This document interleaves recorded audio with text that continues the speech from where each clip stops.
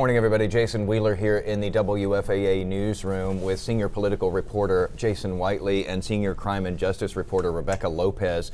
We are doing a special report here on our digital channels. Just to let you know ahead of time, we're also going to be doing this report on our television channel at some point, so there may be a little bit of a switch over when that happens here in a few minutes.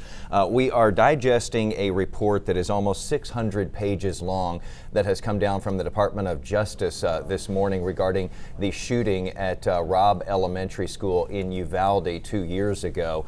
This is a much anticipated report. We've been pouring through it. It tells us a lot of what we already knew, but it also fills in some of the blanks that we did not know before today.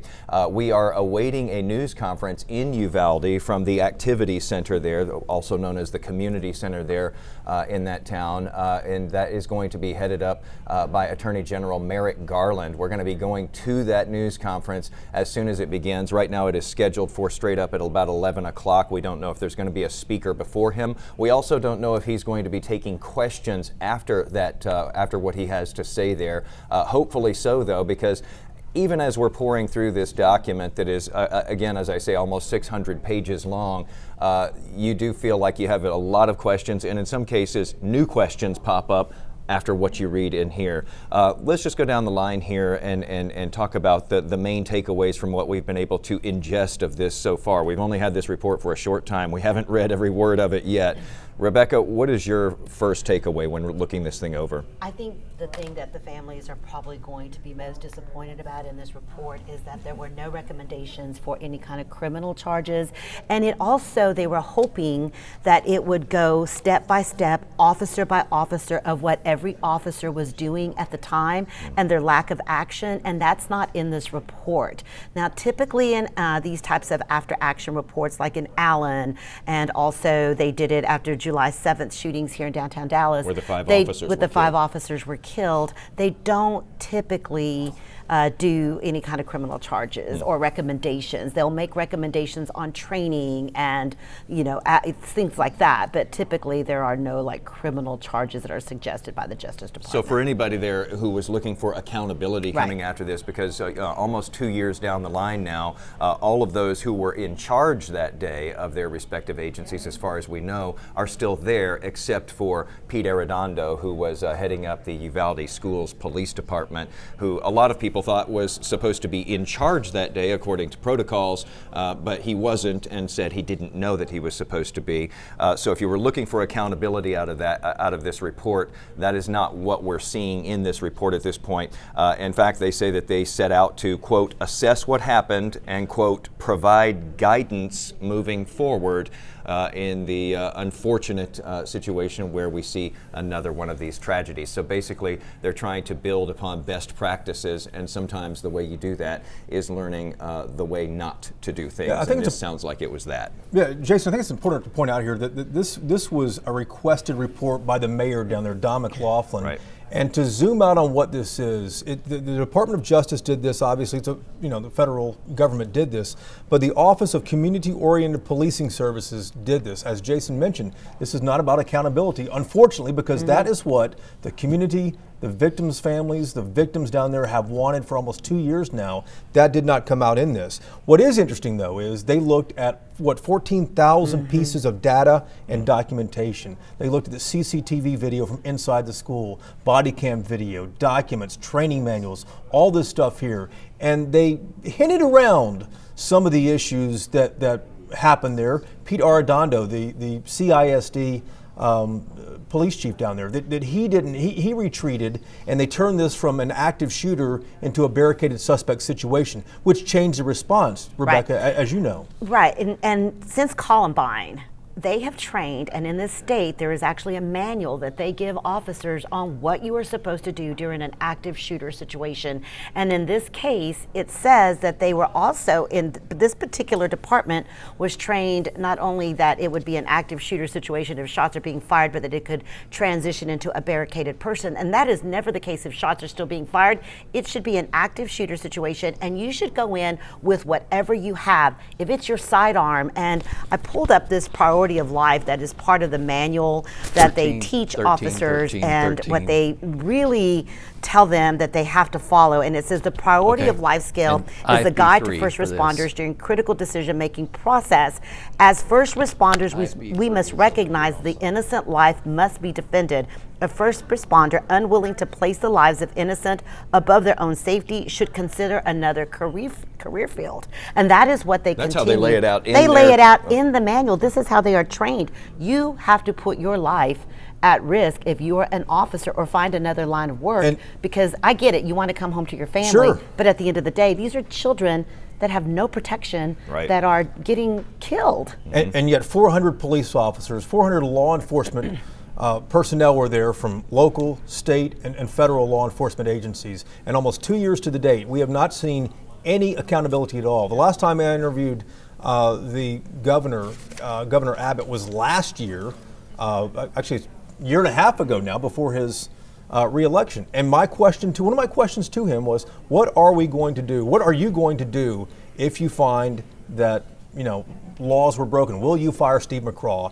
He hedged off that and said, listen, we want to find out what happened first. Here we are waiting to find out what happened. What you're watching now is the setup for this news conference in Uvalde. This is at the community center that Jason was mentioning here. You see the seal on the lectern there. That is for the United States Attorney General making a rare visit down here. Merrick Garland is not a politician. He's a former judge, a Supreme Court nominee for a while before that went away, and now he's the AG. It raised flags here when they sent him from D.C. down here. First thing we're thinking about is, will he announce federal charges? That is not our understanding today. And I hope that they ask the question at the press conference, are there any statutes that there would be any kind of criminal charges that they could file against these officers? We don't know. Right now, the DA in Uvalde is the one that is conducting any kind of criminal investigation, and we've been able to get nothing as far as any information out of that office of what is happening with the criminal. Her name is Christina Mitchell. She, of course, is still investigating this, she says. The Department of Public Safety is still investigating this, going on 2 years now. And we talked about this in a podcast that we're about to release here in the next day or so, Jason and I did. And the suspect's dead in this situation. It's case closed. We know what happened. The Texas House of Representatives did an investigation. The DOJ report that's coming out now is based off that investigation. We're still waiting to see what the Uvalde DA comes up with. What's the delay on this? What's DPS's delay on this? You've seen a lot of investigations from law enforcement. What do you think they might be doing on the inside there, Rebecca? That is a good question. And there were people that wondered whether or not this particular DA was going to be able to have, I guess, I don't know, for lack of a better word, the guts to file these criminal charges against police officers and people in their own city, and whether or not that was going to happen. So there was some politics surrounding some of this. But it's now, been a very long wait. One of the things, Jason, I don't know if you saw this as well, that is glaring is that after the shooting, there were officers that were not supposed to be there, that were not investigative officers, that went back to the crime scene basically to gawk. And it is outlined in this report. And they went back days later, and they said they compromised the integrity of this crime scene, even though we weren't sure whether or not criminal charges were going to be filed against any of them. They went back to look at the crime scene, which to me, if I was a family member, I would be appalled at the actions, not just before, during, but after these children have been killed. Again, That is one of the things I was going to bring up better. just a moment ago, because this is something that they are trained not to do. I mean, we talk about the training of going in when you have an active shooter. That was missed. You talk about training of not violating a crime scene so that evidence can be collected and so forth. That was missed as well. That is a new piece of information, though. Again, a lot of this report here in Texas, we've had the House hearings and so forth. A lot of information has trickled out in bits and pieces. And thanks to the media, we have seen quite a bit of stuff come to light, again, in bits and pieces. This is a new piece of information that we didn't have before about the contamination of that crime scene. Yeah, and that is problematic, because if they do bring charges against any officers, we know that the integrity and evidence has to be preserved properly. And they said they had to keep stopping their investigation and restarting so they could get people out of the crime scene. And I don't understand the leadership there, and that includes whoever was out there at this point, whether it was DPS, that did not protect that crime scene. They should have. In downtown Dallas, after the July 7th, when the officers were shot, you couldn't get anywhere near that that crime scene. It was roped off. I don't even understand how these officers were able to go back into that school and into those classrooms afterwards. It's really appalling. We've talked about whether there will be accountability, even though this report specifically is not about assigning accountability or coming out with charges per se. You do wonder, and hopefully they will take questions after this news conference, after their statement that they put out here in just a bit, because that is one of the key questions in my mind anyway. Could this be used as a springboard toward accountability later on, even if it's not included in this particular report? The other thing I would be very curious to ask, if I'm sitting in that room with them there, how much assistance, how much help did you get, how much cooperation did you get from state officials? Because again, this is something that could have affected any of us, could have affected any of our kids. Yeah. You want the information to come out. You want the best knowledge going forward as to what went wrong and how do we prevent that from happening again. They said they interviewed more than 260 people from more than 30 different organizations, including state law enforcement that was there on scene. My question is, yes, you interviewed them. Yes, you got some information from them. Did you get everything that you were asking for, or was anything withheld? Because, a lot of people keep smelling a cover-up, a big cover-up here. Absolutely, and it's just a reminder to people that one of the things that also came out in this report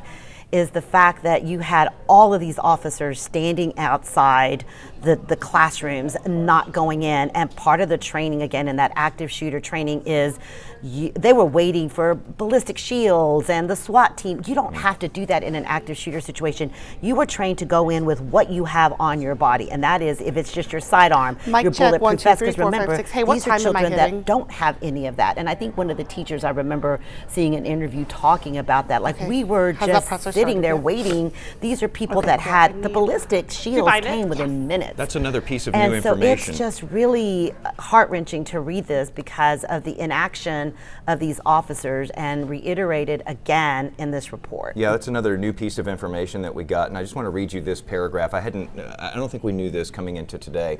It's talking about stimulus events. That's what the DOJ is calling this. They say, from the time that law enforcement entered Robb Elementary, there were several stimuli that should have prompted leadership to direct a team to enter the classrooms and engage the suspect. For the span of more than an hour, there were at least 10 stimulus events, 10 stimulus events, including at least 6 separate instances of gunfire, totaling approximately 45 rounds in law enforcement officer presence, as well as officer injuries and the presence of victims. Any one of these events should have driven the law enforcement response to take steps to immediately stop the killing, per the active shooter protocols that you were just talking about. And the children calling 911 saying he's shooting. You could hear what's going on. I mean, it really is just so frustrating to read this report, and I can only imagine how the families are reacting to this today. I'm curious to see, too, Jason, what, if any, reaction we get from the governor. I know we're reaching out to him, to the DPS as well. I'm curious, will we see reaction today from this? I keep refreshing this. I'm sure we'll see something from the governor's office, from DPS as well. We're going on the air with our newscast right now, so we're going to wrap things up here for a moment and go to our newscast. Released 2 hours ago of a Justice Department report on the deadly Uvalde school shooting. The report blasting law enforcement, finding cascading failures that could and should have stopped the massacre sooner. 19 students, all 4th graders and 2 teachers, died in their classrooms that day in May 2022. Thanks for joining us this midday. I'm Tashara Parker. That report expected this afternoon, but released early. I want to give you a live look from Uvalde right now, where we are expecting Attorney General Merrick Garland to discuss the findings in that report this hour. We'll, of course, bring that to you when it happens. As we wait, I want to bring in our Jason Willard, Jason Whiteley, and Rebecca Lopez, who have been going through the report and its findings. Guys? Thanks, Tashara. Yes, this morning we have been having digital coverage on this, and we want to thank everybody who's been watching on that channel for continuing with us here, for all of those of you here who are joining us over the air. Basically, we have set up in a panel here. We've got people out in the field as well, because we're trying to digest this entire report coming in from the Department of Justice this morning. It is voluminous, almost 600 pages that we are going through. As we've been talking about, as we've been streaming here for the past little while here this morning. A lot of this report we knew. We knew at least the broad contours of what it's going into. There are instances in here, though, where we are seeing new information, things that we didn't know before today about what happened in Robb Elementary almost 2 years ago. We are, as Tashara said, awaiting a news conference there in Uvalde at the Activity Center. That is expected to start any moment now. We're going to bring that to you live in its entirety when it begins. We are expecting to hear directly from the Attorney General, Merrick Garland, about this report that his department has put out. Again, this report was made at the request of the mayor in Uvalde. But Rebecca, for anybody who was looking for accountability coming into this day with this report coming out, they are not likely to see that. This is really just sort of an after-action report on lessons learned. And I think that that is one of the things that the families really wanted. They wanted a step-by-step what every officer was doing, what they did or did not do, and they wanted names. They wanted the officers named. Why did you not breach the door? Why did you stand out there? What were you doing? What was your responsibility? And none of that is in this report. And in fact, they don't really even name any of the commanders that were out there at the scene, except for Pete Arredondo, who was the de facto commander, as they said in this report. And I think that that is something that the families are really still wanting, is some accountability, criminal charges. None of that is addressed in this report. Jason, we were just getting into this in our streaming coverage before we came on to broadcast here. So just to sort of recap what we were talking about, though, when we talk about accountability, we're curious. Are we going to hear today from the governor? Are we going to hear from DPS about this? This is a damning report about what happened that day, just like every report that's come out has been damning. This is the second one built off the Texas House of Representatives' own investigation, which came out last year. The DOJ started its report. And as Rebecca mentioned here, this is an after-action report. So it's not pointing fingers, which is what victims' families, the community, and so many people across the state and around the country are really wanting right now. The Office of Community-Oriented Policing Services did this. They looked at 14,000 records from multiple law enforcement agencies to try to get down to exactly what happened from the federal government standpoint. The feds got involved in this because they wanted to have a separate, independent report as opposed to having DPS investigate itself, since it had most of the troopers there that day. You have the Uvalde County District Attorney, Christina Mitchell, who is still currently investigating this, almost 2 years now since this happened. But at this hour, we are still waiting for the U.S. Attorney General, Merrick Garland, to come before that lectern in Uvalde and explain what his office found. And as we mentioned in the streaming coverage a moment ago, we'll pick up a little later in the hour here too, it is very rare for a U.S. Attorney General, this U.S. Attorney General, to get out of D.C., to go to a place like this when he's not announcing charges. Yeah, when we first heard that he was coming personally, our first inclination was to think, oh, are charges going to be announced here? Yeah. And apparently we're not going to see that today. Well, and I think that we also learned what a lot of the stuff that we already know. I mean, it basically Here we go. Here he goes. Here is the Attorney General.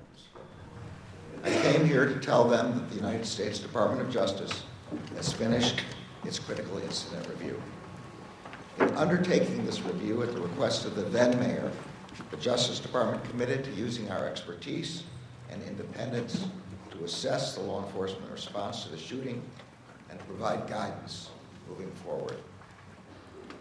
As I told families and survivors last night, the department's review concluded that a series of major failures in leadership, in tactics, in communications, in training, and in preparedness were made by law enforcement leaders and others responding to the mass shooting at Robb Elementary.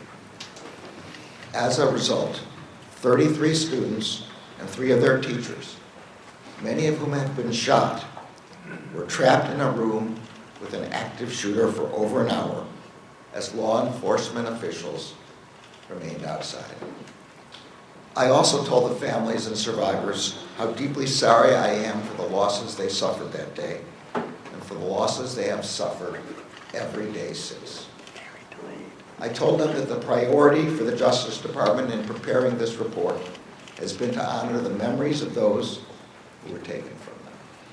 And I told the families gathered last night What I hope is clear among the hundreds of pages and thousands of details in this report. Their loved ones deserve better.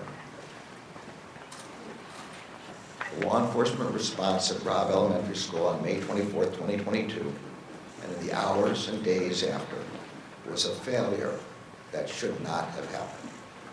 We hope to honor the victims and the survivors by working together to try to prevent anything like this from ever happening again, here or anywhere. I'm now going to turn to the key observations and recommendations of the report. On May 24, 2022 at 11:33 a.m., an active shooter wearing body armor and equipped with a high-power AR-15 rifle entered Robb Elementary School and began shooting into classrooms 111 and 112, which shared a connecting door. Within minutes, 11 law enforcement officers from the Uvalde Consolidated Independent School District and the Uvalde Police Department arrived inside the school. Hearing continued gunfire, 5 officers immediately advanced toward classrooms 111 and 112. Within seconds, shots were fired from inside the classroom. Shrapnel hit 2 officers, and all responders retreated to cover.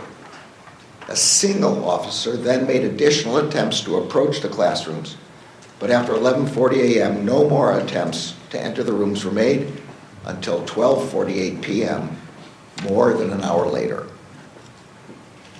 As a consequence of failed leadership, training, and policies, injured and scared students and teachers remained trapped with the subject in the classrooms, waiting to be rescued. Survivors later shared that they heard officers gathered outside the classrooms while they waited. The victims trapped in classroom 111 and 112 were waiting to be rescued at 11:44 a.m., approximately 10 minutes after officers first arrived, when the subject fired another shot inside the classrooms. They were still waiting at 11:56 a.m. when an officer on the scene told law enforcement leaders that his wife, a teacher, was inside room 111 and 112 and had been shot. They were still waiting as broadcasts went out on officer radios that a student trapped inside rooms 111 and had called 911 at 12:10 p.m. to say that that the student was in a room full of victims. That student stayed on the phone with 911 for 16 minutes. The victims were still waiting to be rescued when the subject fired 4 more shots inside the classrooms at 12:21 p.m., 49 minutes after officers arrived on the scene. And they were still waiting for another 27 minutes after that, until finally officers entered the classroom and killed the subject.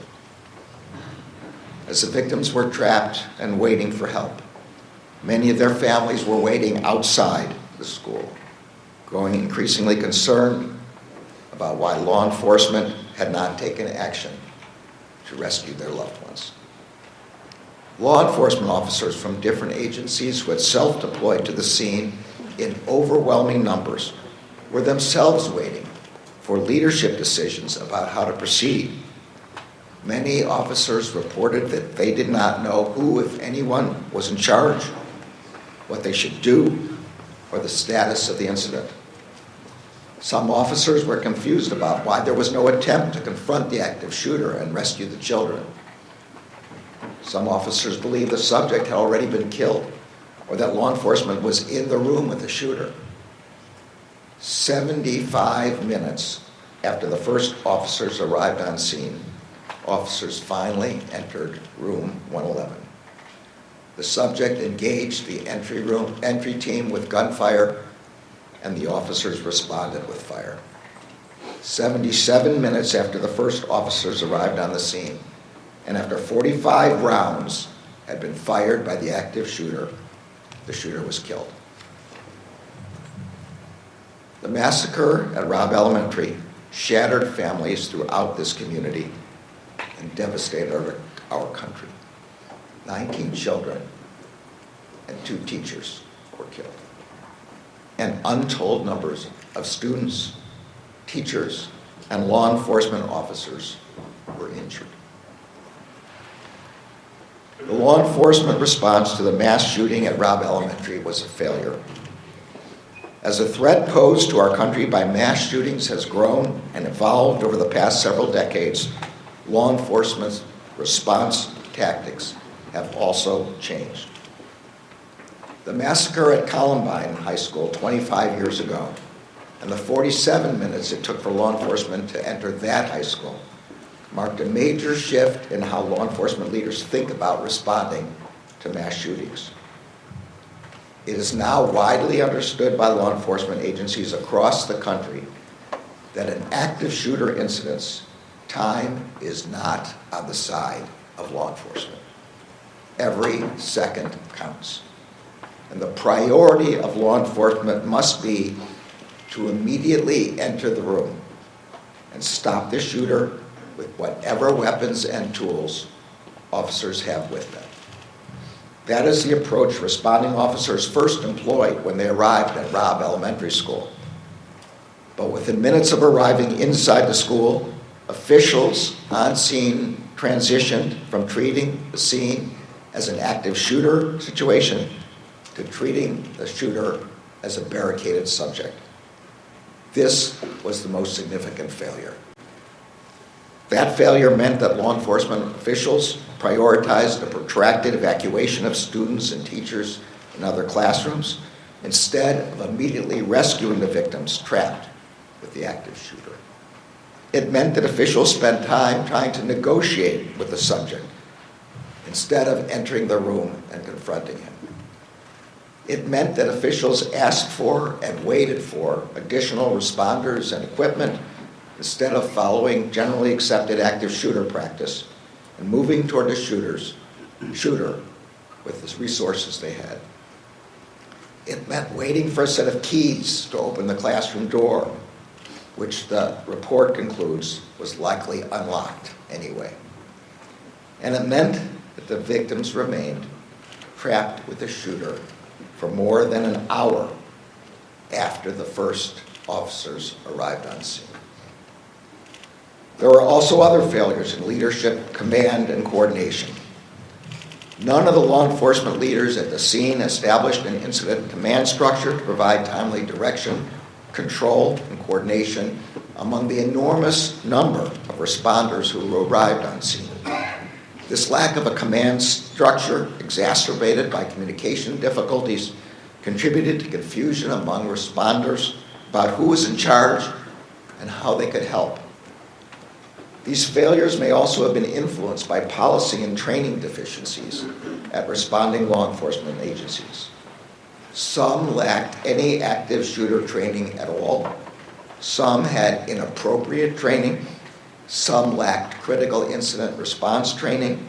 And the vast majority had never trained together with different agencies. As Associate Attorney General Vanita Gupta will discuss in further detail, the chaos and confusion that defined the law enforcement response while the shooter remained a threat also defined the aftermath of the shooting. For example, surviving victims, some with bullet wounds and other injuries, were put on buses without being brought to the attention of medics. Some families were told that their family members had survived when they had not. And victims, families, and community members struggled to receive timely and accurate information about what had occurred at Robb Elementary. The Justice Department's objective in preparing this report was threefold. First, to honor the victims, the survivors, and their loved ones. Second, to provide a clear and independent accounting of the law enforcement response to the horrific attack that devastated this community. And third, to provide law enforcement agencies and communities across the country with analysis and recommendations about how what happened at Uvalde should inform efforts to prepare themselves for and respond to mass shootings. Policing is a noble profession. It is also a hard one. It requires training and constant education about evolving threats. The report includes widely accepted recommendations that have been adopted by law enforcement agencies across the country about how to prepare for and respond to active shooter situations.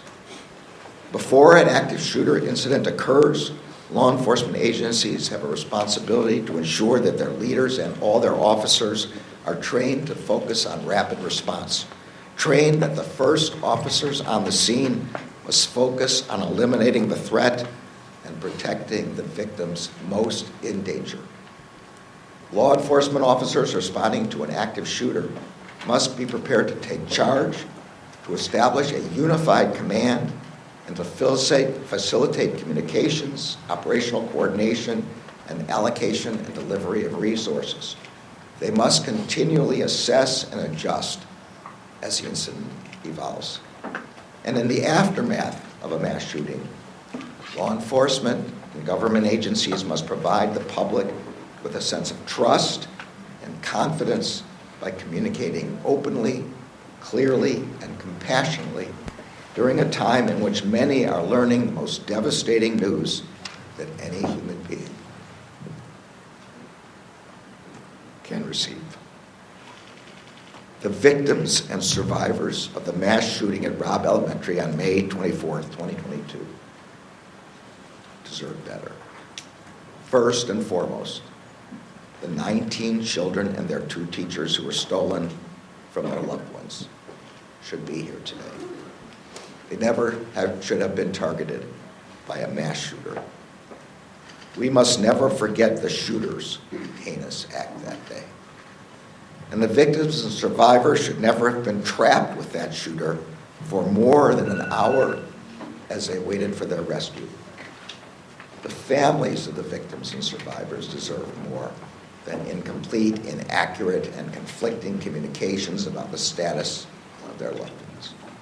This community deserves more than misinformation from officials during and after the attack. Responding officers here in Uvalde, who also lost loved ones and who still bear the emotional scars of that day, deserve the kind of leadership and training that would have prepared them to do the work that was required. Our children deserve better than to grow up in a country where an 18-year-old has easy access to a weapon that belongs on the battlefield, not in a classroom. And communities across the country and the law enforcement officers who protect them deserve better than to be forced to respond to one horrific mass shooting after another. But that is the terrible reality that we face. And so it is a reality that every law enforcement agency in every community across the country must be prepared for. No community and no law enforcement agency should have to face that threat alone. That is why we came to Uvalde, and that is why we are releasing this report. The Justice Department remains committed to working in partnership with communities across the country and with the law enforcement agencies working to protect those communities every day. In particular, we stand ready to help communities and agencies prepare to respond to a terrible incident like the one that occurred here. We have concluded the department's review, but we know that the work of healing here in Uvalde is only beginning. We are humbled and grateful to stand with this community as you remember and honor your loved ones. I will now turn the podium over to Associate Attorney General Vanita Gupta. Her leadership has been key to the department's efforts to conduct an independent, fair, and comprehensive review of the horrific mass shooting of May 24th and its aftermath. I am also grateful to the entire Critical Incident Review team and to the department's COPS office and to the leadership of Hugh Clements for their tireless work. Vanita.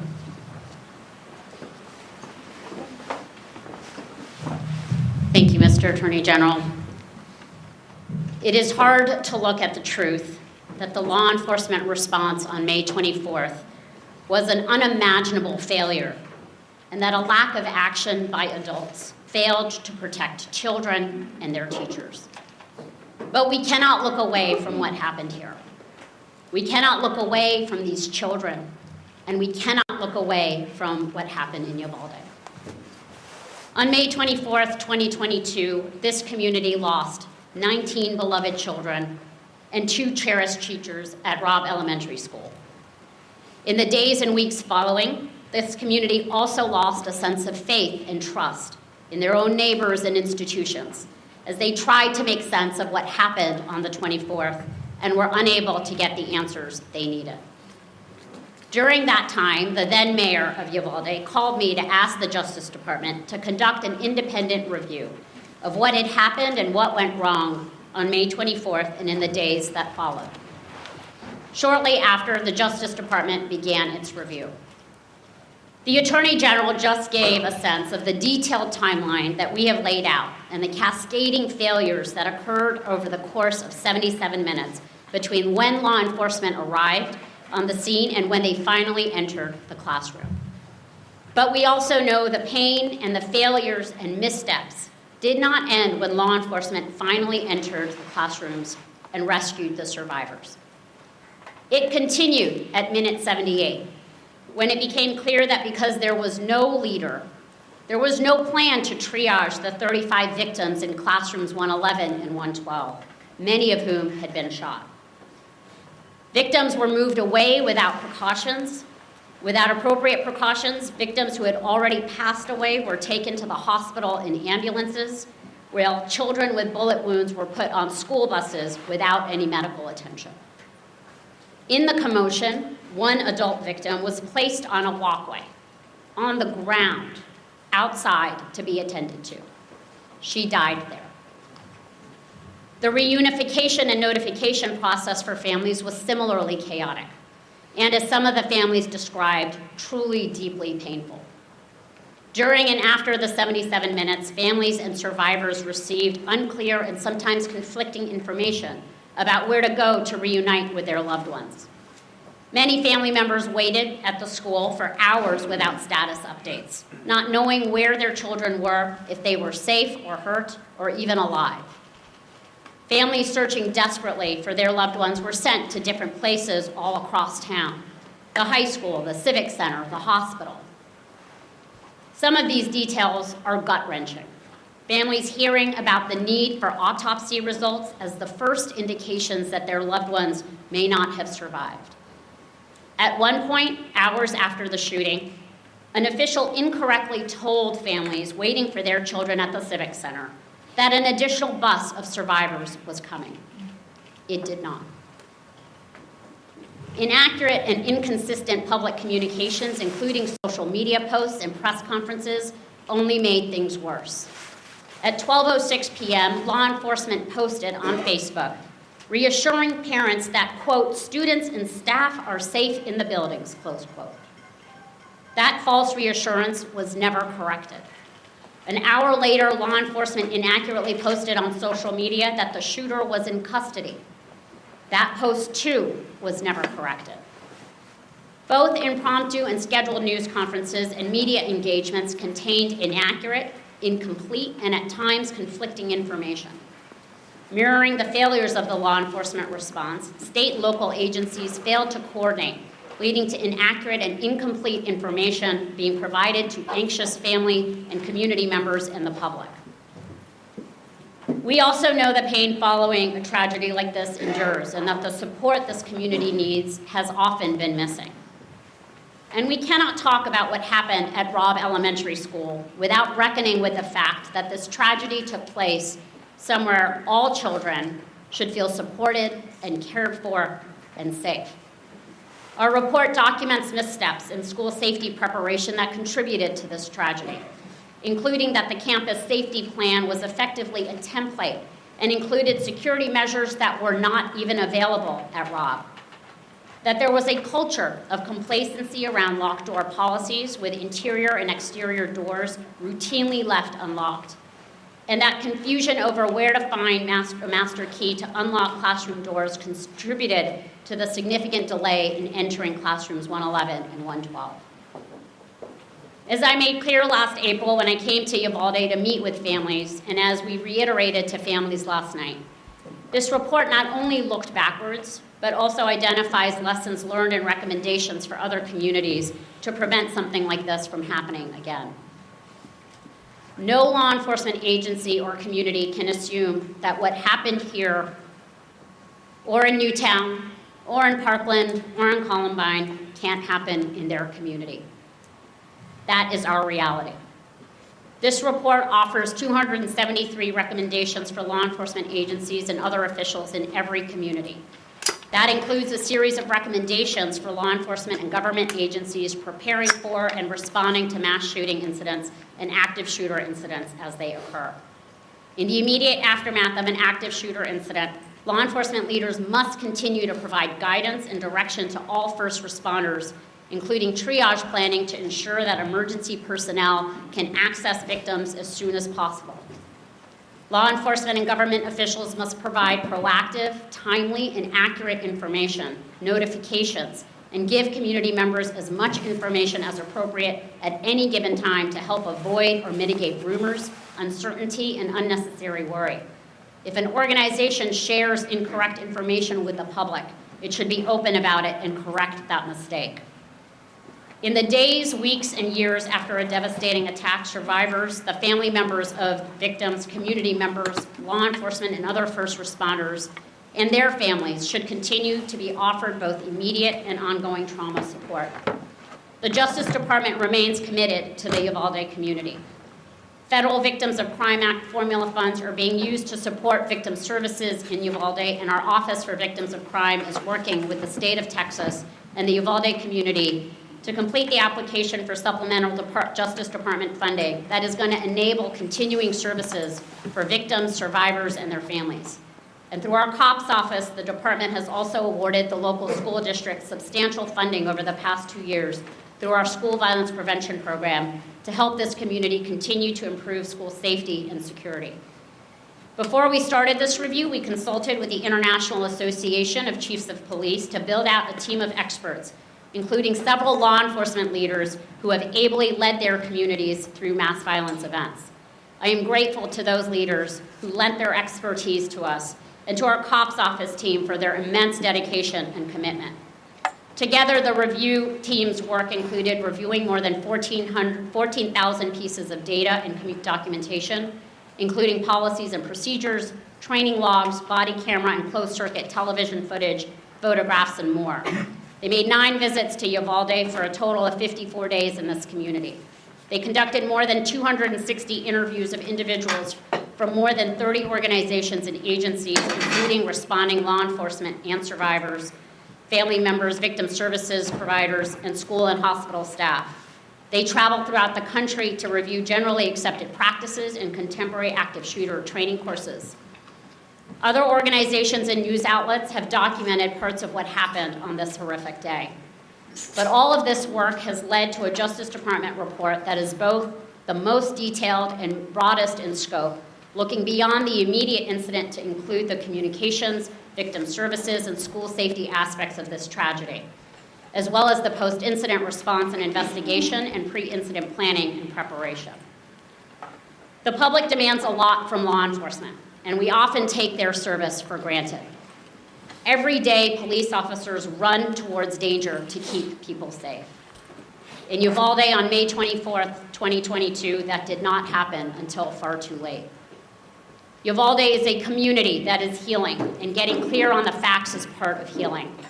So too are the beautiful, powerful murals all over the city, commemorating each child and teacher killed on May 24th.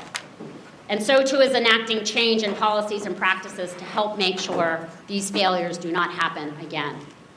While it took time for the Justice Department to examine the facts and put this report together, our commitment to the Uvalde community does not end here.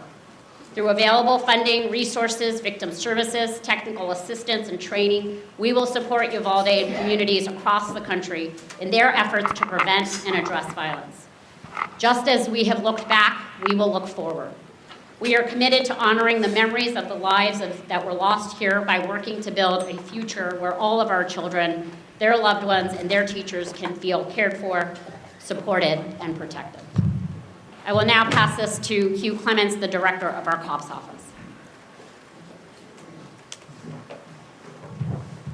Good morning, and thank you, Mr. Attorney General and Associate Gupta. I know that nothing can take away the pain suffered by the families, the survivors, and the entire Uvalde community. But I do know that the team at the COPS office has been driven to provide an authoritative accounting of everything that transpired at Robb Elementary on May 24th, as well as the events leading up to it and an examination of what happened afterward. As someone with 38 years of law enforcement experience, and 12 of those as chief of the Providence Police Department, I know the importance of having the right policies in place, the right training, and the right partnerships, especially law enforcement partnerships with schools, communities, and other agencies and first responders. This report stresses the importance of those working relationships and how invaluable they are, especially when there's a critical incident. Of course, no one ever thinks something like this is going to happen in their community until it does, which is why the recommendations we provide in this report are so critically important. Unfortunately, the review of the mass shooting at Robb Elementary School is not the first critical incident review that the COPS office has conducted. But having done this before, we know the value of the information provided.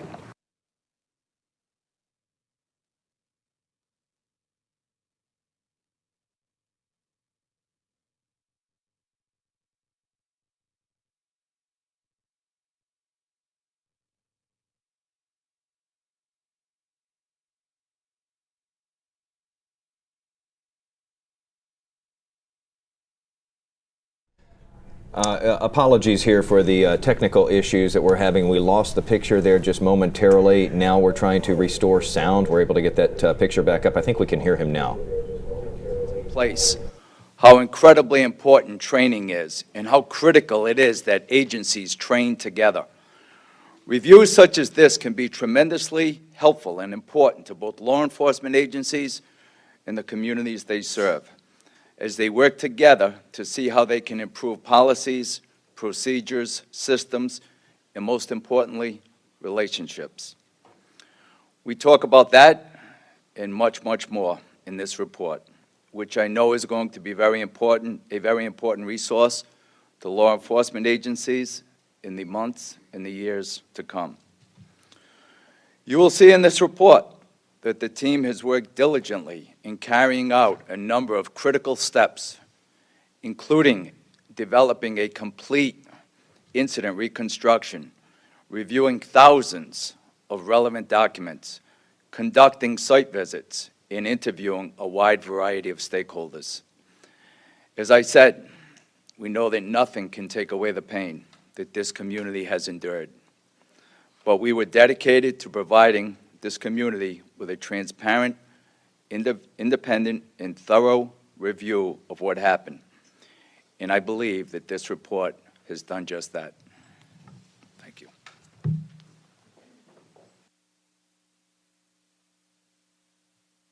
Thanks. Mr. Attorney General, you just described how were documented profound failures by law enforcement, but the report also makes a point of withholding the names of all but the most senior law enforcement officials.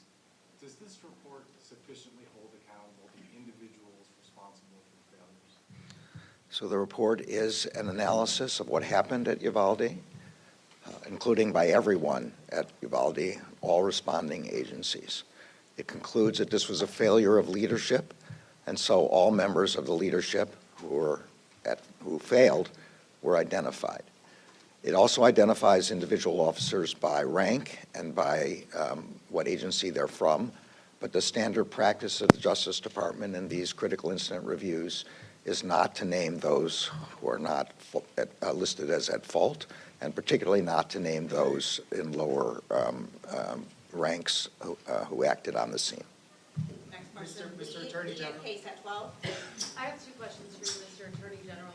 Your report here names Pete Arredondo and Mario Vargas as leaders in this incident that happened at Robb Elementary. Had they acted in the way that was put out as guidelines after the Columbine shooting, would lives have been saved on May 24th? I think the report concludes that had the law enforcement agencies followed generally accepted practices in an active shooter situation and gone right after the shooter to stop him, lives would have been saved and people would have survived. My second question for you, sir, based on this report, we know at this point no criminal charges have been filed against anyone who responded that day. Based on what you all found in this report, should the Uvalde County District Attorney file any criminal charges for the law enforcement officers who responded that day? Well, I'm going to leave that question for the DA. Just to explain for everyone, the Justice Department only has criminal jurisdiction where federal crime has occurred. The shooter here is dead, and there's no federal criminal jurisdiction. What we've done is responded to the mayor's request, then mayor's request, for a critical incident response examination to determine the manner in which the agencies responded and to provide recommendations for the future, and that's what we've done. Next question. Tribune. Texas Tribune. Mr. Attorney General, you identified one of the objectives of this analysis to provide law enforcement agencies with recommendations, and there are nearly 300. Could you talk a little louder? Which recommendations do you think law enforcement agencies should undertake immediately? What's the most urgent issue? Yeah, so the most significant failure and therefore the most significant and urgent thing for law enforcement to do is active shooter training, which provides that when an active shooter is in a building or anywhere else, the first priority is to stop that shooter and to remove people who are immediately endangered by that shooter. And that requires tactical training. That's the first thing. Say the second thing is critical incident response. Establishing who's going to be the on-site commander, making clear to all other agencies that that person will be the on-site commander. That, again, requires training and practice and response. Quick follow-up to Last. that. Go ahead. One more and then last. Should joint training be mandated across the country? I'm not sure what the word mandated here means. I think it's absolutely necessary that in any circumstance where there's going to be more than one agency responding, and that's going to be in any school situation, all the possible agencies should train together in order to establish lines of communication, command structure, and communications structure in particular. Here radios were not interactive. People did not have a way to talk to each other, and make sure that everybody's following the same strategy. Last question, Uvalde Leader News. Mr. Attorney General, some have suggested that our police response was typical for mass shooting, in fact, even better in many cases. And they used the Pulse nightclub event as a comparison. It took 3 hours to go in and put down that killer. And there were phone calls back and forth. How do you speak to that?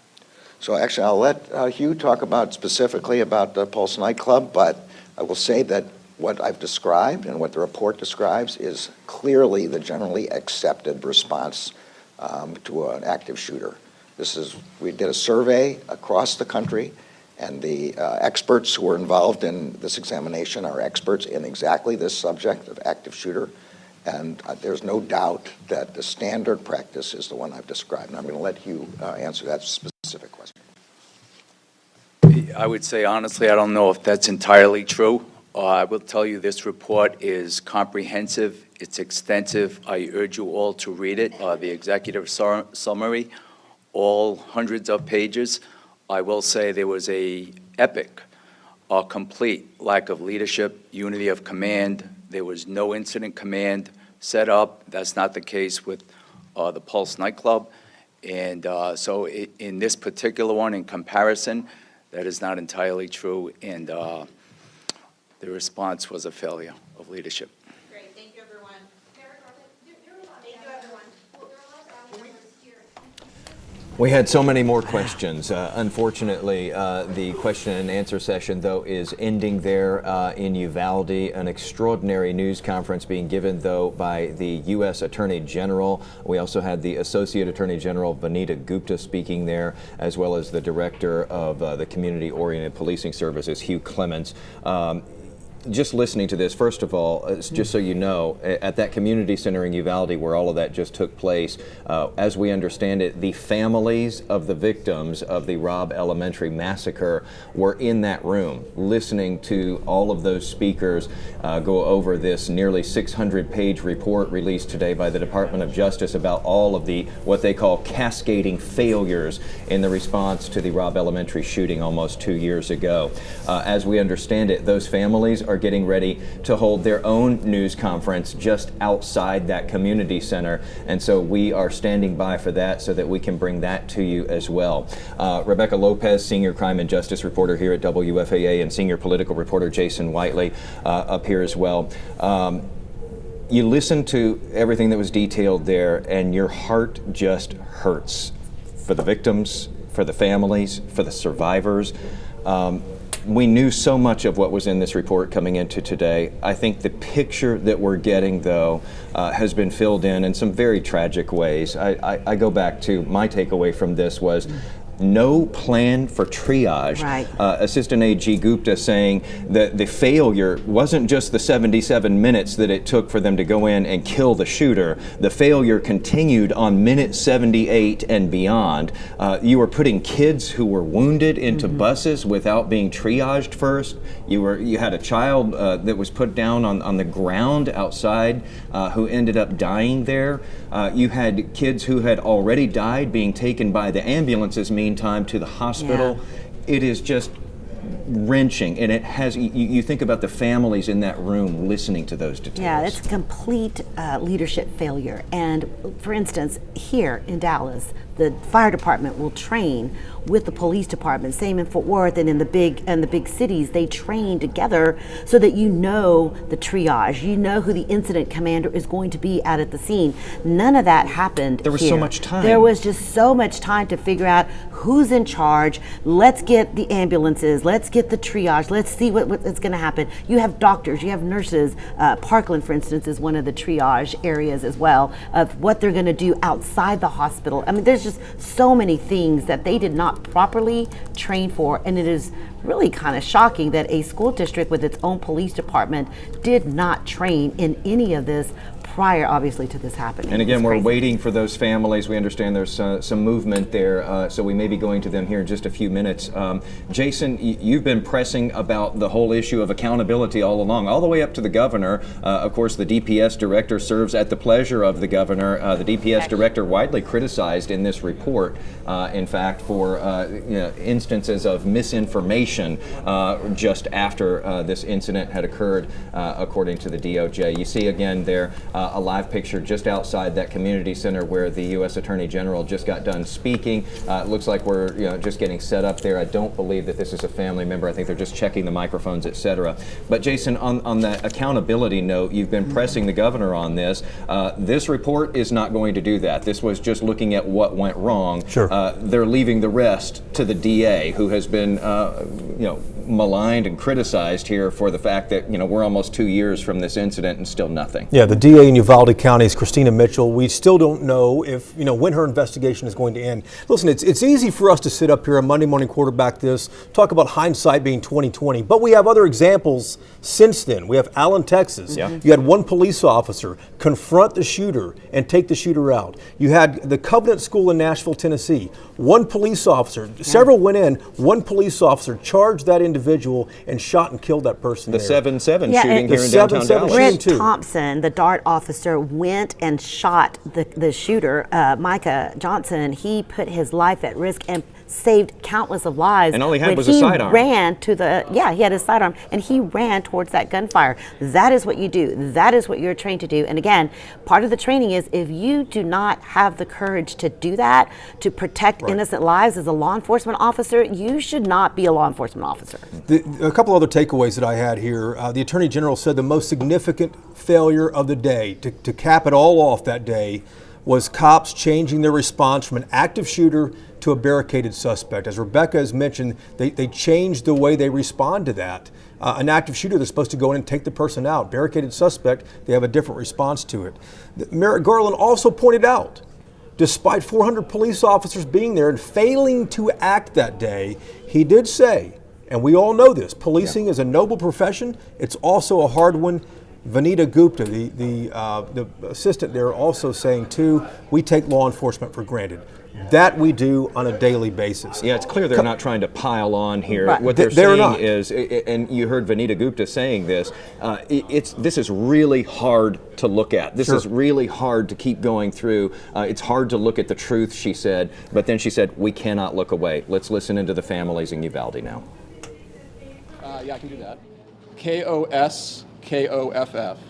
And I'm one of the attorneys who is honored, maybe the wrong word, but who is representing with the gravest of concerns these families, along with my wonderful co-counsel, Aaron Rogiers.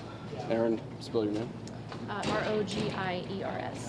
And so Aaron and I, we've been asked by 17 families, 16 of whom have lost children, to investigate and evaluate potential legal action.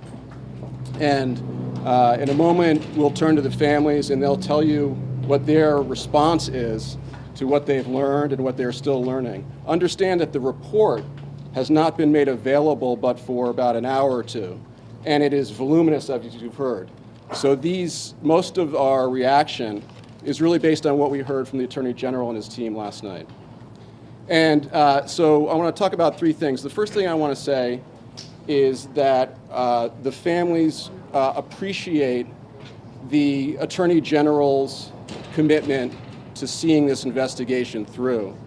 For families in this situation, transparency and comfort and knowing that your government or your state is listening to you and are concerned about what you and your families went through is critically important.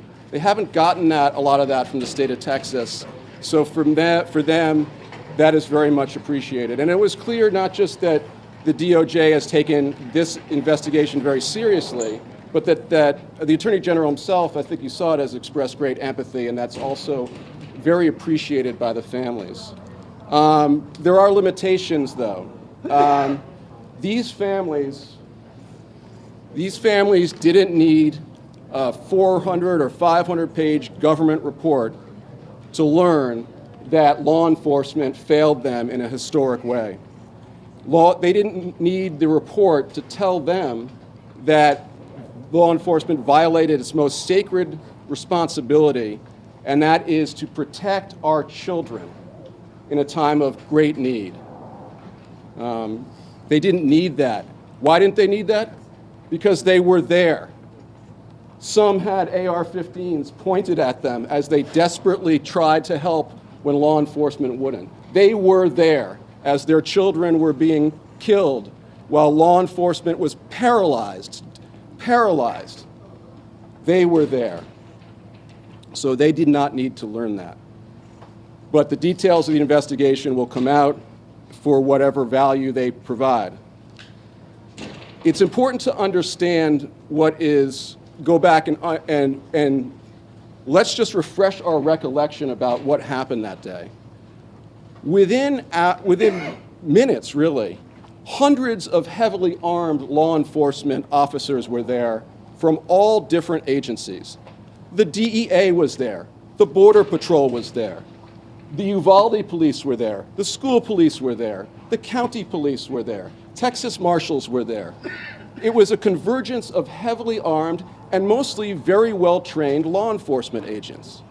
And you would think that they were fighting to protect a major army from invading us at our borders, as we would like our law enforcement to protect us. But who was on the other side of this epic battle? What were they afraid of? Were they afraid of an 18-year-old kid? This 18-year-old, let's remember, was about 5'5" or 5'6". He was 140 pounds, soaking wet. Were they really afraid of this kid? No. They were afraid of his weapon. And it turns out that even some of these well-trained officers are human beings. And guess what? We've learned from this event, from Parkland and other events where law enforcement got cold feet. These people were scared. They were scared because they're human beings, and they were scared of getting killed. And they waited around while somebody else was going to be brave enough to intervene. The questions that are not answered in this report are significantly more important than the questions that are. This 18-year-old kid was able to walk into a store down the street and acquire a military weapon, a Daniel Defense AR-15. And within about a week, he acquired another one. The day he turned 18, he had made his decision long in advance. In fact, he had ordered 60 30-round magazines, and they were delivered to his home. How did that happen? Where's the government investigation on how this kid got this firepower? The other thing that happened is he ordered over 1,700 rounds of ammunition from an online ammo dealer. How could that happen? How could that happen? Where's the investigation into that? How did this 18-year-old kid even know enough to know how to equip himself in this way? What happened? What are the means by which gun companies are marketing these weapons to our children? How are they reaching them? Where's the role of marketing and the gun companies in this report? There's no fault or investigation whatsoever. The truth is you can respond to an active shooting, but let's not delude ourselves. You might be able to save a few lives, but we can't accept that that's the best we can do. Over 12 years ago, or about 12 years ago, almost 12 years ago, after the Sandy Hook shooting, shattered families went to the United States Senate and they begged, they pleaded, they said to our elected officials, it's too late for us. Our children were just killed by a kid, a troubled kid under 21 who used an AR-15 to kill our children. They said, help us. You can't help us, but you can help us by helping others. You can help us by help. And Congress turned their back on the Sandy Hook families. And Congress turned their back on the Sandy Hook families. And because of that, and by the way, the Sandy Hook families weren't the only families to plead, to beg, to say, let's protect our children. There were other families. Every mass shooting that occurs, almost, there are families pleading with the government to do something. Parkland families said the same thing. They said, okay, how about now? How about now? Let's limit the access to these weapons to children, to kids 18, 19, 20 years old. And Congress thumbed their nose at the Parkland families. And Merrick, the Attorney General, is here. He's done nobody can fault the Attorney General for his commitment to this or his concern for these families. It's very moving, and his entire office, and I applaud them in this effort. But the Attorney General wouldn't be here. None of his team would be here. I wouldn't be standing here. Most importantly, these wonderful families wouldn't be here, standing here pleading, talking about what happened that day. You wouldn't be here. But if Congress had just listened, if the Senate just listened to the Sandy Hook families, if they had just listened to Parkland, you know who would be here?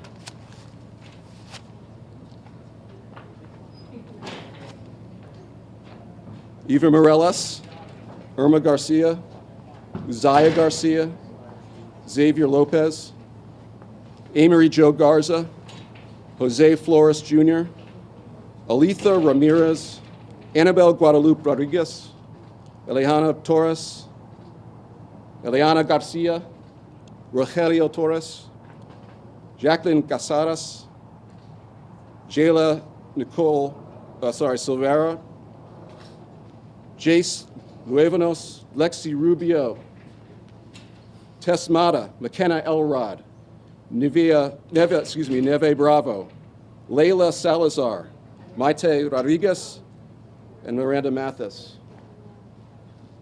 Think about that. This shooting doesn't happen if our government had just listened to these families, or and not just our government, but if the state of Texas had just even done the paltry thing of making it, even raising the age to 21, they would all be alive. And isn't that such a small price to pay? Yeah. We're going to turn it over now. Sorry? Yeah. We're going to turn it over now to our wonderful families who would like to speak and express themselves. And I'll introduce Kimberly Rubio. Folks, a few families will speak, and then we'll do questions at the end, okay?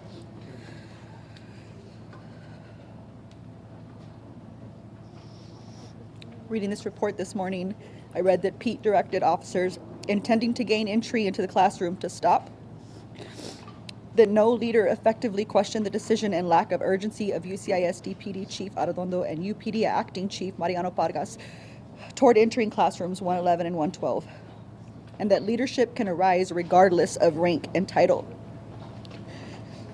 I hope that the failures end today and that local officials do what wasn't done that day, do right by the victims and survivors of Robb Elementary, terminations, criminal prosecutions. And our state and federal government enact sensible gun laws, because Robb Elementary began the day an 18-year-old was allowed to purchase an AR-15.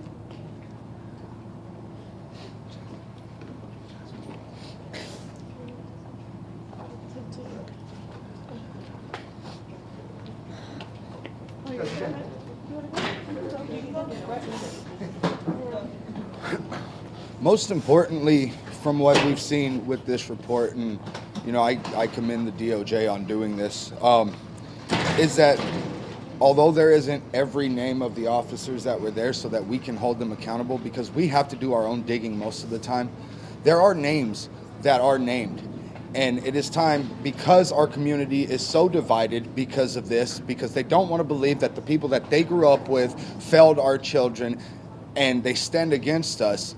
I'm hoping that they read this and they see Johnny Field's name, or Mariano Pargas's, who is a county commissioner right now, or Constable Zamora, who is running for re-election. There are names in there, and the community needs to see this, and y'all need, because the DOJ stamp is on there, maybe y'all will start taking us seriously now, instead of telling us to move on, telling us to sweep it under the rug, and not doing a damn thing about it.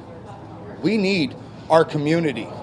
It's hard enough waking up every day and continuing to walk out on these streets and walk to an HEB or drive to an HEB and see a cop that was standing there while our babies were murdered and bleeding out. It's hard enough that.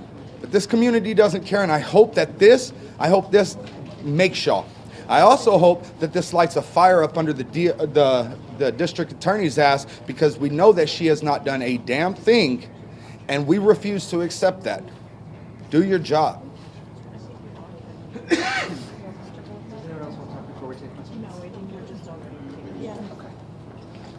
Let's try to go one at a time and just introduce yourselves so they know who they're talking to. Where do we want to start? Shimon, go ahead. Yeah, so just let them know who you are, Shimon. Shimon Prokopez, CNN. Just, do you guys feel that the report went far enough in naming people and holding people accountability? Because, as we know, the DPS had the largest number of law enforcement officials outside of the CBP. And there's a lot of video and a lot of information about their actions that day. But it doesn't seem that this report really touches on their actions, and it seems to focus mostly on the local officers, Arredondo and the chiefs. Are you concerned about that? Just maybe some reaction to that? I don't see why. I don't understand why they are allowed privacy. My child, their children, they are named in this report because they are dead. Everybody should have been named. Do you feel, Kim, if I can follow up, that somehow maybe DPS is off the hook on this, but when you look at this report, do any of you want to just? I mean, it's kind of hard to answer the question because we've only been given an hour and a half to kind of just look through the report. So we don't even know if they are mentioned in there or not.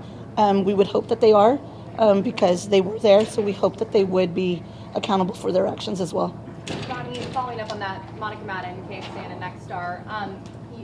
I know that you said you're still sifting through the report and everything, but were you hoping that the Attorney General would have addressed a lot of more of the aftermath, the delays in the DA's investigation, DPS's investigation into its office's actions and accountability? Were you hoping that he would address more of that publicly? I mean, of course we would have. We're grateful that we got what we have right now because it's probably the most updated information that any of us have gotten since May 24th. So we're very appreciative of what he's done right now. But yeah, we would have liked to have more information about it. Okay. With Jim Ryan with ABC Radio, did you learn anything new from what you've seen in this report? Is there anything that you didn't know before? We knew as families, you know, just kind of talking amongst each other, we knew the failures that had happened. We just kind of, it makes more clarity now because it's written and now it's set in stone and what we thought is true. So I did learn something. You did? I didn't realize that the scene was compromised. What? I'm sorry. The scene was compromised, that there was people that shouldn't have been there that were entering the classroom. That's mentioned in the report. And how did that make you feel to learn that? I want to continue reading more when we're done here. So a couple more and then we'll go read. Two quick ones. News 4, WAI, KBB in San Antonio. In all of your guys' mind, is there any question left that the DA should have all that she needs, all that she is required to have for her investigation to be able to pursue criminal charges now at this point? Yeah, what else does she need? Yeah, I mean, this is probably the most extensive piece that we have about all of the failures that happened that day. What else does she possibly need to prosecute or to remove these people from their positions of power when they can't even do their jobs? Yami Virgin, KBB WOAI. How safe are the children of Uvalde right now? I think the point of this is that none of us are safe. That's what, you know, Josh just mentioned. None of us are safe because these weapons are on the streets. Let's go right down here, right? Sorry. Hi, Samantha Undersmith, News 4 on San Antonio. I've talked to so many of you over the past year. A lot of you recently have expressed concerns about the 2-year mark, meaning that the statute of limitations for misdemeanors will expire. Are you hoping that this will potentially fast track the upcoming DA investigation, the ongoing DA investigation? Well, the DA, even the DA can't get in our way of fully in our way of an investigation. But it ought to be, to your point, it ought to be said that the DA, with the help of the AG here in Texas, is fighting the disclosure of a lot of this important information. So the DA is effectively, you know, the DA has a job to do. We understand that, but she's locked up this information that these families deserve to have access to evaluate their legal rights.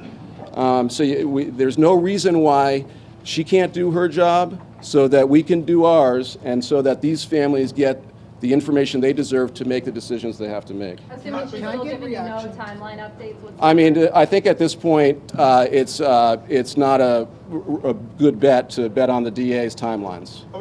Sergio Martinez Beltran with Yes, sir. Texas Newsroom. Quick question. You talk about how you're representing the family. You're trying to conduct an investigation. What's the purpose of it? Is it potentially to sue the local law enforcement agencies? Like, what are you hoping? Well, it's similar. I mean, of course, the DOJ looks at the criminal, and the DA is looking at criminal allegations. But the other facet to these incidents is what went wrong, and how can we hold those people accountable in the traditional other means that we do so, which is by bringing legal action against them, so that there's another incentive to clean up their act, right? And so we have to look at all the angles here. What contributed to this? And it should be noted that when many of us were growing up, maybe am I the oldest person here? But when many of us were growing up, we didn't have these routine mass shootings with AR-15s. But guess what? AR-15s were available. So something's changed. And so one of the big things that we've seen in Sandy Hook and Parkland and other cases is that what's changed is the way these weapons are pushed on youth. And this is a tragic and unnecessary example of the repercussions of that.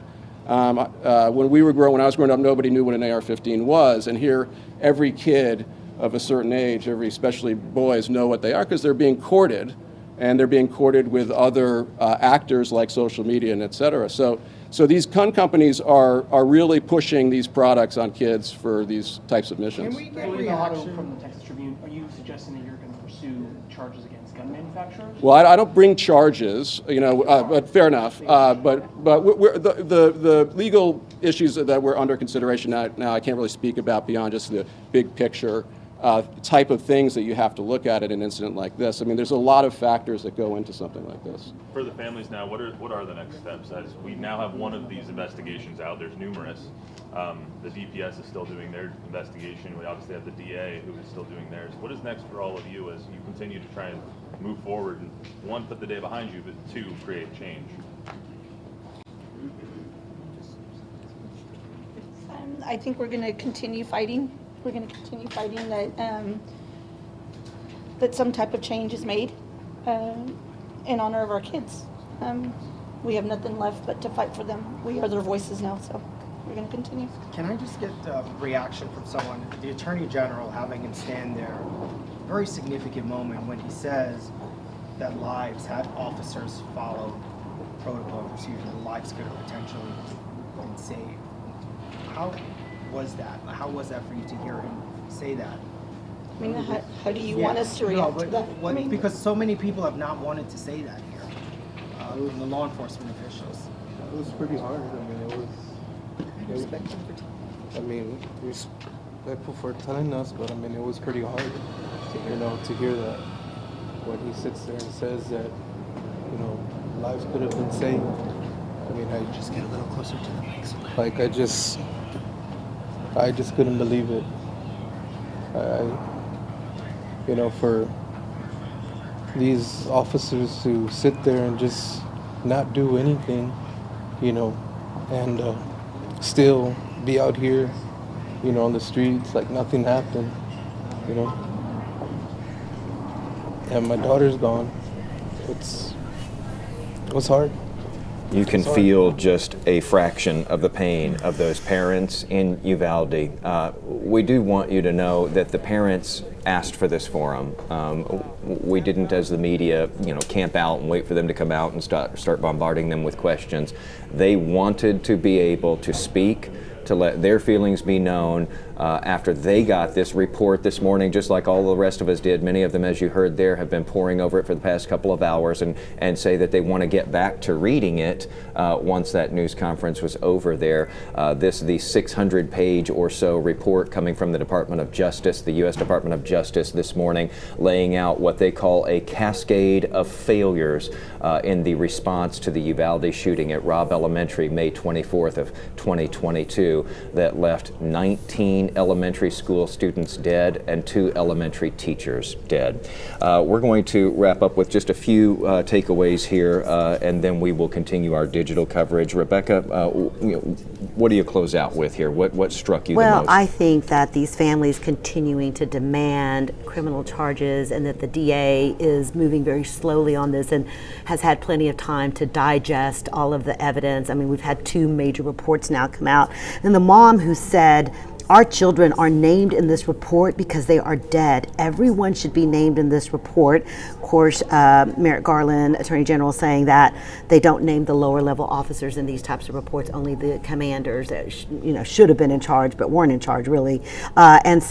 But they wanted names. They wanted accountability for every officer who stood there and did nothing. Now, I want to preface this by saying that there are a lot of courageous officers every day that put their lives on the line, that protect the public. The majority of officers in this country are heroes, and they do save lives. in this case, these officers did not act like the majority of officers do every day. And the Attorney General's office went to pains today to say the same thing in that news conference.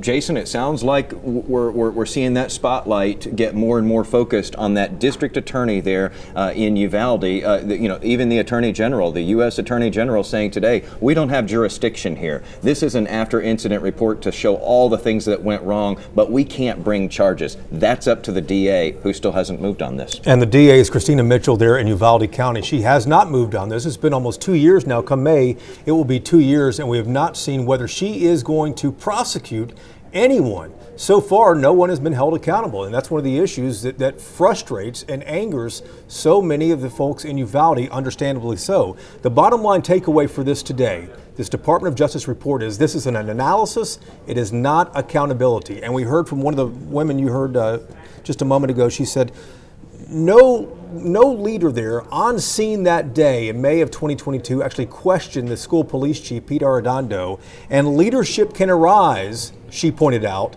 from any rank or any title. 400 police officers on scene there that day. No one took command and control. One of the things they pointed out, there was not an incident command established. And that's what happens at any big situation. There's always one place where the leader goes to. Rebecca can expand on this. And that did not happen there. That's why things were going in different directions. The woman also pointing out too, she said that she wants terminations, she wants criminal prosecutions, and she wants sensible gun laws. It is worth noting the Texas legislature refused to even consider raising the age limit to purchase a rifle from 18 to 22. The Republicans in charge shot that down. Several Republicans who supported that in committee are now being challenged simply because they supported that, Jason. All right, we still have a lot to get into with this. We're left with the quote from that one mother saying, I hope the failures end today. We're going to get into a lot more coverage digitally at WFAA.com if you want to stay with us there. For now, though, we're going to wrap up things here on the air and return you back to ABC programming. Again, our coverage continues, though, right now, WFAA.com. All right, welcome back, thanks for staying with us. We have now come off of broadcast, and we're going to continue our coverage of the extraordinary events in Uvalde this morning, Uvalde, Texas, where we've gotten this enormous report from the Department of Justice on all of the failures that happened there. Senior political reporter Jason Whiteley stepping away. I'm going to swap out because we have an expert over here who's fantastic. So we're trading one expert for another here. Here we go. We still have senior crime and justice reporter Rebecca Lopez here, and now we are bringing in a brain trust to kind of help us run through this. Craig Miller, former DISD chief and deputy chief at Dallas Police, and who now consults with schools about active shooters. Unfortunately, that is a job title. That is a role, a very vital one these days. And we just heard from the Attorney General there, the U.S. Attorney General Merrick Garland, saying, they laid out this enormous report on all of the failures that happened in the response to the active shooter in Uvalde, because they're looking ahead. They know that another one's going to happen, and they're trying to lay out best practices. And sometimes the way you get to best practices is to look at worst practices, and we saw so many failures in and Uvalde. It's easy to point to the Uvalde ISD, the 6 officers that made up that department. But there were, like they said, FBI agents that went out there, Border Patrol agents that are highly trained. You had Texas Rangers, DPS out there. You had a majority, you had people coming in from all different jurisdictions. I don't remember how many, I forget now, how many police departments and federal agencies were out there, and not a one of them did anything. And I guess that's one of the questions that I have for Craig. So Craig, when you listen to this report, I know that you were very frustrated when you saw what happened. Yes. What do you make of what they're saying here today? Well, I think they're finally trying to hold people accountable for what they should have done out there. Now, there's been other reports DPS has done that talk about this as well. I think that this is an independent group who's brought together. One of the things for me that I'm let's just go back to the people who the International Association of Chiefs of Police put on the committee to be involved in this. I think it was seven police commanders from different places. I think the individual that was talking there was from Rhode Island, I believe. It was, I would like to have seen someone with school law enforcement have been on that committee. It's if you've never worked with a principal, if you've never worked with school administration, it is easy to second guess how law enforcement is perceived by school educators, because it's maybe not what we all think that it is. Sometimes law enforcement on a school campus really is a square peg in a round hole. They need us to be at that school. They don't necessarily always want us to be at that school. I think, one of the things that's most important that comes out of this report is the critical incident, the incident command system structure failure that we had here, the catastrophic failure that we had with Pete Arredondo being in charge, or was he in charge, or who was in charge? Because I think people misunderstand this. And I'm at the top of the list, along with everyone else in law enforcement, that recognizes this as a failure. But it's important, I think, for people to understand that law enforcement is a paramilitary organization, and we have a structure. And there were large, hulking officers included in these 376 people that were outside there that could have barehanded taken the hinges off the door. But the unlocked door. Yes, sir. That they were waiting to find the keys for. Just to your point there real quickly, we see in this report from the Department of Justice this morning that the sheriff there on the scene, as well as the acting chief of the police department, it says they were standing within 10 to 15 feet of each other outside the exterior door. However, they were not coordinating with one another and continued to act independently. That's just stunning, considering how many mass shootings we have had, and school shootings more specifically, leading up to the one in Uvalde, that there could be that kind of dysfunction in the response to it. And then the thing we were talking about earlier, where in that 77 minutes of dysfunction and waiting to go in, no one was even setting up over here to talk about triage when we finally get in there to take care of these kids and these teachers. Yeah, and that's really obviously unacceptable. We're I think 23 agencies, law enforcement agencies, responded on that day, and not everyone was actively involved in what was going on inside the school.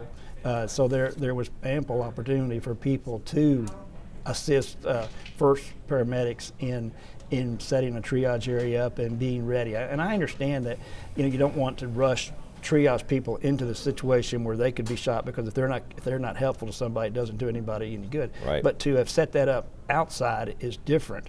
But I think something that you hit on there is really important, and that is you perform how you practice. And I think that's one of the things that's come out of this through HB3, where we've started, we're just, in my mind, just starting to do some things that need to take place, where now counties of a population of less than 350,000 are required to meet with the school. Okay. In my mind, I don't know why we're limiting that to counties of less, because of the 264 counties in Texas, I don't know how many actually have less than 350,000 population. I doubt very many. You gotta get way out. So the thing is that, if you look at large metropolitan areas, and I'll Dallas Independent School District is in 5 different cities. Mesquite, Balch Springs, Hutchins, Dallas. Do those cities all coordinate and communicate and practice exercises? Because what's the point if you don't? And how can they talk?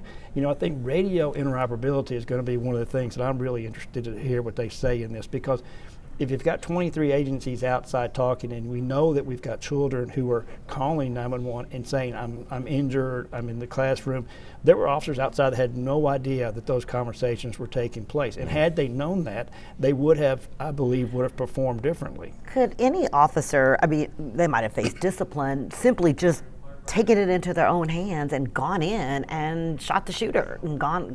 Any one of those officers standing out there could have done that with or without an incident commander. Even if they were directed to stop, could they? Yeah, no, absolutely they could have. It's just, once again, getting back to how we're raised in law enforcement. If the chief says this is what we're doing, I'm just passing the word down. This is what the chief said we're going to do. Yes, in hindsight, absolutely, that should have taken place. But you had state officers that were there as well. You know, the Department of Public Safety officers that were there. You know, there were. This is not in a vacuum. There are a lot of people that play a role in what took place in this. But it's obvious there's a catastrophic failure on law enforcement's part. We know that, and it's obvious that these people want more answers. If any one of us had ever lost a child in a shooting similar to this, we would all want answers. We would be demanding answers the same as they are. What we have to really focus on is that, you know, moving forward, how do we do better? How do we learn from this experience? You know, we Santa Fe was in Texas. You know, what did we do? We did Senate Bill 11. Okay, now we've done HB 3. And what is HB 3? How far does HB 3 go? Mm-hmm. You know, and so there's a lot of different things we could talk about with regards to HB 3. And what they have, you know, this has forced the governor to give a stronger role to the Texas Education Association, TEA, and working in conjunction with the Texas School Safety Center. But this still gets back to, in a crisis across the state of Texas, does the chief of police of the city know the phone number to the superintendent? Mm-hmm, yeah. That or have a like radio that speaks to the the officers there at the school district. We want to play a little bit of sound for you now from State Senator Roland Gutierrez. He of course represents Uvalde and has been very passionate about this and had a lot to say about it in the lead up to today. Here's what he had to say after what we've learned this morning. Those cops were cowards, and those kids were braver than the cops. At about the 20-minute mark, there was a call from Chloe Torres. Chloe said, we're in here. Come get us. And no help came. Thank God Chloe made it. Some of her friends didn't make it. And here's the sad part about all of this. What would have happened if they'd have done their job? They didn't kill these kids, I get that. What would have happened if they'd have gone in at minute 12? How many kids would be alive today?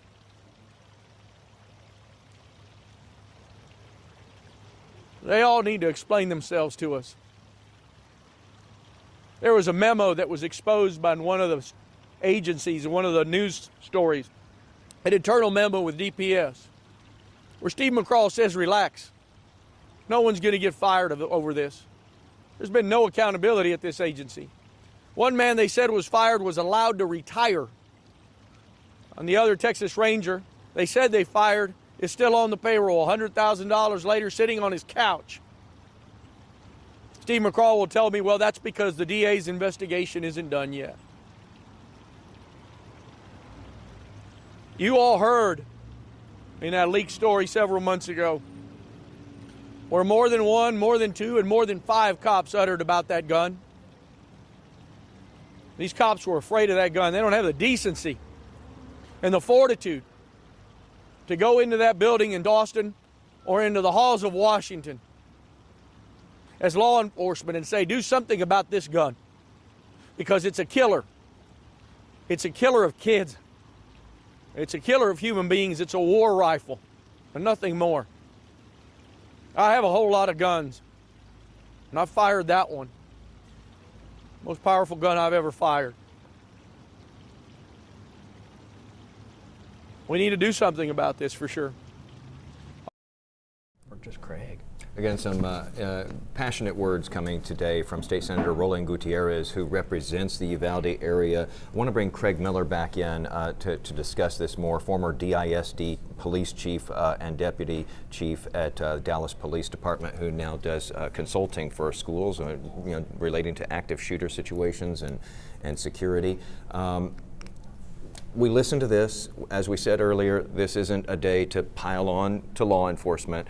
We even heard the Associate AG this morning, Vanita Gupta, saying, we take law enforcement for granted in this country. They go running into dangerous situations every day. They didn't go running into this one, though, and we have to learn from these sorts of things.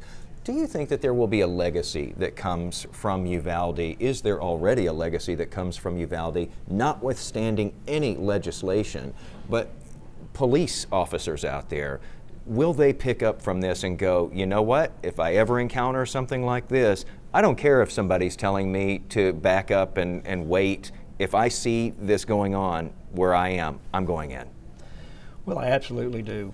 I believe that some of the changes that have come place after this with regards to the active shooter training that wasn't necessarily mandated, that is now mandated for police officers.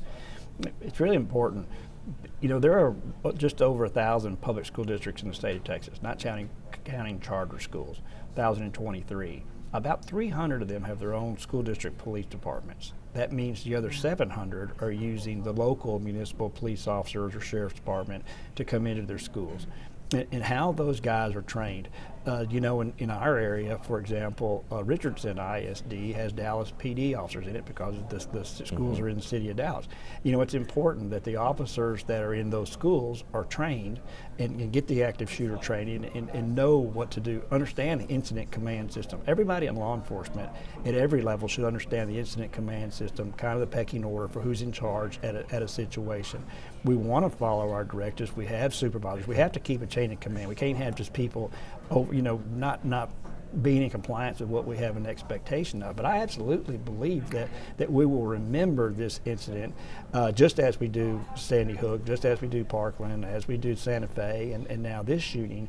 But this is without question. When you look at Parkland, you have one officer that fails to immediately go in.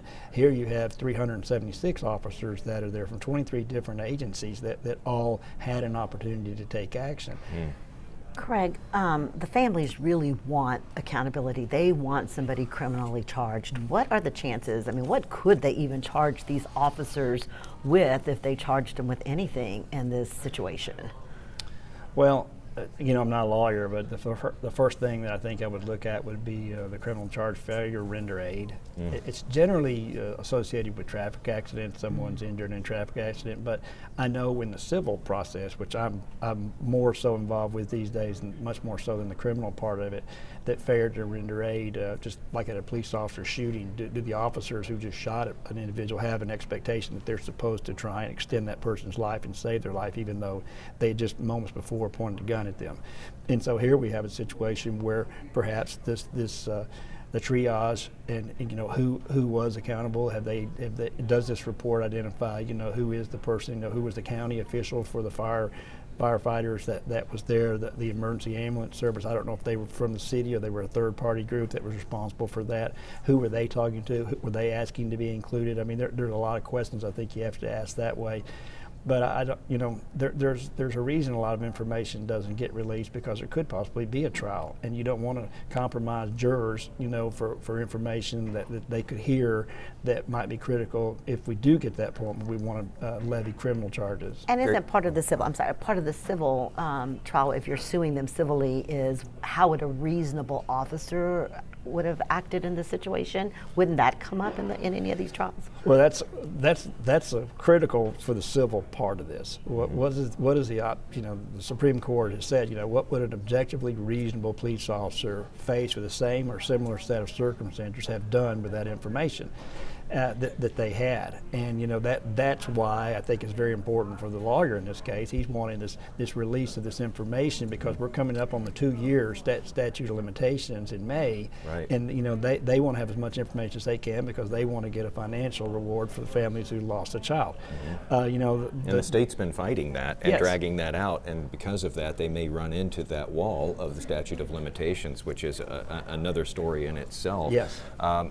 You do wonder here, and that attorney you were hearing from representing 17 families, 16 of whom lost children there at Robb Elementary. His name is Josh Koskoff, who is well known in situations like this. He actually obtained the $73 million settlement for the Sandy Hook Elementary School shooting victims years ago.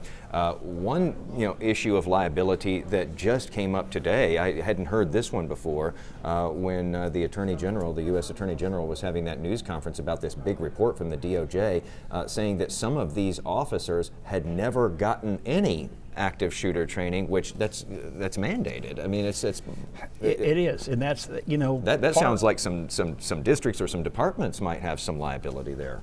A big part of the of the civil lawsuits are something called Monell standards. And Monell standards have to do with failure to train and failure to supervise. And I think that has nothing to do with the district attorney. She could actually care less about that. She's focused on the criminal aspect of this. But for Mr. Koskoff, he is very intrigued and interested in seeing the standard operating procedures, the general orders for each of those agencies, and how did they train, and what if they didn't train, and if it's in fact true. But that gets back into what we said just a minute ago: you perform how you practice. And if you as collectively as a group, if the people in that region, that area, aren't coming together to practice with one another, to understand, well, if I can hear you on the radio, how do we communicate? And if that's the case, and we know ahead of time, why aren't we trying to figure out how we can get on the same radio frequency? You know, I would be willing to bet you that in our area where we are immediately, the Dallas ISD Police Department does not have radio communication with the 5 cities that their school's located in. Yeah. Wow. Real quickly here, we want to remind everyone that we are efforting a reaction from the governor, Governor Abbott, today. As we understand it right now, he is hosting the Baseball World Series champion Texas Rangers and celebrating them today. And we are at that event trying to get a reaction from him to this Department of Justice report, because, you know, keep in mind here, Jason Whiteley, who was with us earlier, has asked the governor on multiple occasions, hey, what's going to happen with Steve McCraw, the director of the Department of Public Safety, who was in charge of DPS there at the scene. Now, that is his department.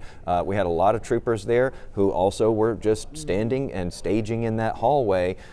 When will we see potential accountability there? And all along the governor has said, well, let's wait for the information, let's wait for the reports. Well, this is an extraordinary report that's been laid out here that said there was a failure of leadership at all levels. They didn't spare anyone who was in leadership. And so now the question is there accountability? Will we see something happen with Steve McCraw, the director of DPS? As we're waiting for that, we have gotten a statement from President Biden about this report today from his Justice Department. I want to read that to you here. It says, today's report makes clear several things: that there was a failure to establish a clear command and control structure, that law enforcement should have quickly deemed this incident an active shooter situation and responded accordingly, and that clearer and more detailed plans in the school district were required to prepare for the possibility that this could occur.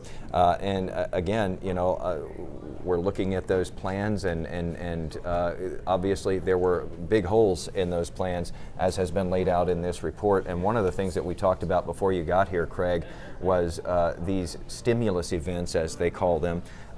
You know, this report lays out that from the time that law enforcement entered Robb Elementary, they say there was a span of more than an hour in there when there were at least 10 stimulus events, including at least 6 separate instances of gunfire, totaling approximately 45 rounds in law enforcement officer presence. Yeah. So they knew that this, in other words, what they're laying out there is that time after time after time after time there, while they were in the hallway, they knew that this was not just a barricaded subject, that there was still active shooting. Taking place inside there. And the report concludes any one of these events should have driven the law enforcement response to take steps to immediately stop the killing per active shooter protocols. How do you incorporate this into your consulting work? I mean, do you pull bits and pieces from this as well and go, look at this, memorize this, know this? Well, I work with, if you look at HB3, Texas is broken down into educational service centers. And we here in Dallas are in the ESC Region 10, Fort Worth is ESC Region 11. Last year I did 7 safety summits with one-day summits with districts where I brought in speakers to talk about the things that just what we're discussing here now, and who are you doing the things that you need to do. And you know, I think that's one of the things that's most shocking is the fact that the who was in charge or not in charge, and then the officers just not taking their action and doing the training they should have done. You know, Columbine was 1999, and following Columbine, you know, we've got 20 years in between Columbine and this shooting, where you know, the mantra is we go to the gunfire. You know, that's what we do. It's happened time and again. Yeah, they didn't even have to really wait for orders from anyone. If there's an active shooter, you're just trained to stop the threat immediately. That's your number one priority. It is. Whether it's a risk to your own life. It is, and I just believe when I watch the videos and the communications that I've learned took place, that, you know, this issue about who was in charge was really the officers. You know, if they're down the pecking order, you know, they're waiting for those instructions. I'm ready to go, but they never got the instructions to do that. They certainly had the ability to override that, and in hindsight, 2020, yeah, we should have done that, but that just didn't take place, and it's difficult brought up in a paramilitary organization to tell the person who's above you, and especially at that chief's level, even if he's a chief of a 6-man department, he's still a chief. Yeah, it's hard to go against that. But even prior to them setting up an incident command center, when there's gunfire and you know there's an active shooter in the school, there is no leadership commander at that point. It is you, the patrol officer, with your weapon, and you can go in with that weapon, even if that's all you have. So it's I almost think like, that's what the report says. It's almost like you've got competing mandates there. You know, it is hard to go against that grain and to go against somebody above you, especially if they're telling you, hey, stop, let's not go running in. But then you also have this active shooting training that has been drilled into your mind that you get in there and you take it down. So it's almost like you have competing narratives going on in your own mind as you're responding and trying to make those decisions on the fly. And that gets back to what you perform, how you practice. And that, you know, in hindsight, what Mr. Koskoff will be looking at, when was the last time a tabletop exercise was conducted with these entities who responded to this call? When was the last time an active, full-scale operation, my guess is never, was held, where people from the fire department, from the police department, from federal agencies, from other local agencies all responded to a simulated exercise? It didn't take place. I wonder if you do one of those exercises now going forward where you make things go wrong. You make, you know, a chief start to give an order that is incorrect, that goes against the training.